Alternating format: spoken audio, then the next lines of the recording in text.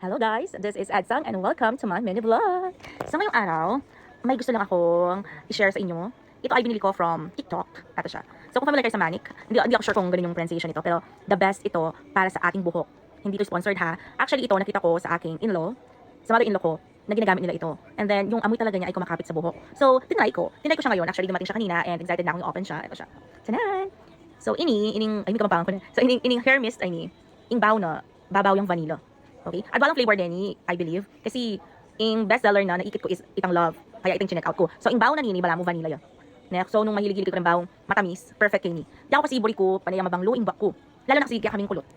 Dapat kami lagay kang buwak mi, para aming team ining curly hair mi. So, minsan, pag patinga ko na chuwaking obra, kay mapahali, makanyang tawas, itang balamuli ko niya ababang mabanglo yung buwak ko. So, kailangan kita talaga ini, perfect yun. So far, dahil excited ko pina buklat kininan din, tinry ko na rin. Hanggang ngayon, ababaho kitang, itang baong vanilla. Nakabanglo.